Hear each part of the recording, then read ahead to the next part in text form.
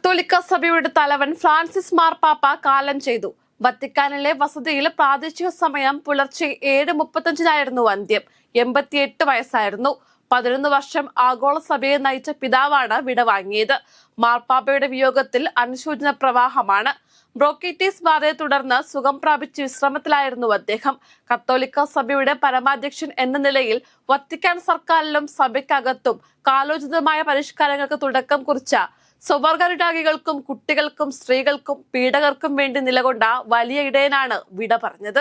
മുണ്ടക്കൈ ചൂരൽമല പുനരധിവാസത്തിന് ഭൂമി ഏറ്റെടുത്ത സർക്കാർ നടപടിക്ക് സ്റ്റേ ഇല്ല. ഭൂമി വിലയുമായി ബന്ധപ്പെട്ട എൽസ്റ്റൺ എസ്റ്റേറ്റ് നൽകിയ അപ്പീൽ സുപ്രീം കോടതി തള്ളി. ആവശ്യങ്ങൾ ഹൈക്കോടതി ഡിവിഷൻ ബെഞ്ചിന് മുന്നിൽ ഉന്നയിക്കാൻ നിർദ്ദേശിച്ചുകൊണ്ടാണ് അപ്പീൽ സുപ്രീം കോടതി തള്ളിയത്. ഇതോടെ പുനരധിവാസ നടപടികളുമായി സംസ്ഥാന സർക്കാരിന് മുന്നോട്ടു പോകാം. തിരുവനന്തപുരത്തും വയനാട്ടിലും CPIM ജില്ലാ സെക്രട്ടേറിയറ്റ് രൂപീകരിച്ചു. 5 പുതുമുഖങ്ങളെ ഉൾപ്പെടുത്തിയാണ് തിരുവനന്തപുരം ജില്ലാ സെക്രട്ടേറിയറ്റ് രൂപീകരിച്ചത്. MLA-മാരായ CK ഹരീന്ദ്രൻ, IB സതീഷ് എന്നിവർ സെക്രട്ടേറിയറ്റിൽ ഉൾപ്പെട്ടു.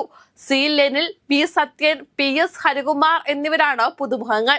ജയൻ ബാബു സെക്രട്ടേറിയറ്റിൽ നിന്നും ഒഴിവാകുകയും ചെയ്തു.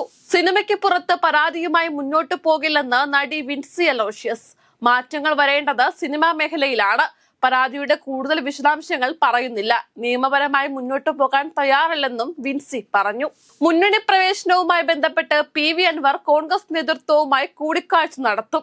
ഏപ്രിൽ 23 രാവിലെ 10 മണിക്ക് തിരുവനന്തപുരത്ത് വെച്ചാണ് യോഗം. നിലമ്പൂർ ഉപതെരഞ്ഞെടുപ്പിന് മുമ്പ് UDF പ്രവേശനത്തിൽ ധാരണയാക്കുകയാണ് ചർച്ചയുടെ ലക്ഷ്യം. രണ്ടാം പിണറായി സർക്കാരിന്റെ 4ാം വാർഷികാഘോഷങ്ങൾക്ക് കാസർഗോഡ് തുടക്കം.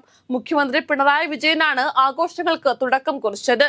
EMS മത്സരിച്ച് വിജയിച്ച മണ്ണിൽ തന്നെ 4ാം വാർഷികം ആഘോഷത്തിന് തുടക്കം കുറിച്ചതിൽ സന്തോഷമുണ്ടെന്ന് മുഖ്യമന്ത്രി പറഞ്ഞു. പ്രതിസന്ധികളെ തളരാതെ സർക്കാർ മുന്നോട്ടു പോയെന്നും ഉദ്ഘാടന പ്രസംഗത്തിൽ മുഖ്യമന്ത്രി വ്യക്തമാക്കി. കേരളത്തിലെ JDS ഘടകത്തിന് ലയിക്കാൻ വേണ്ടി രൂപീകരിച്ച പാർട്ടിക്ക് തെരഞ്ഞെടുപ്പ് കമ്മീഷന്റെ അനുമതി ഉടനുണ്ടാവും. കേരള ജനതാദൾ, ജനതാ പാർട്ടി, സോഷ്യലിസ്റ്റ് ജനത എന്നിവയുടെ ഒരു പേരാകും പുതിയ പാർട്ടിക്കായി തിരഞ്ഞെടുക്കുക. അംഗീകാരം ലഭിച്ചുടൻ മന്ത്രി K കൃഷ്ണൻകുട്ടിയുടെയും മാത്യു T തോമസിന്റെയും നേതൃത്വത്തിലുള്ള JDS പുതിയ പാർട്ടിയിൽ ലയിക്കും. മുൻ ഇലക്ഷൻ കമ്മീഷൻ SY ഖുറേഷിക്കെതിരെ വിദ്വേഷ പരാമർശവുമായി BJP MP നിഷിക ദുബെ. വഖഫ് നിയമത്തിലെ സുപ്രീം കോടതി ഇടപെടലിൽ അഭിപ്രായം രേഖപ്പെടുത്തിയ ഖുറേഷിയെ മുസ്ലിം കമ്മീഷണർ എന്ന് ദുബൈ വിളിക്കുകയായിരുന്നു. പുതിയ വഖഫ് നിയമം മണ്ടത്തരമാണെന്നും മുസ്ലിങ്ങളുടെ ഭൂമി പിടിച്ചെടുക്കാനുള്ള നീക്കമാണെന്നുമായിരുന്നു ഖുറേഷി അഭിപ്രായപ്പെട്ടത്. ചൈനയുമായുള്ള വ്യാപാരം പരിമിതപ്പെടുത്തണമെന്ന് അമേരിക്ക ലോകരാജ്യങ്ങളോട് ആഹ്വാനം ചെയ്യുന്നതിനിടെ മറുപടിയുമായി ചൈന രംഗത്ത്.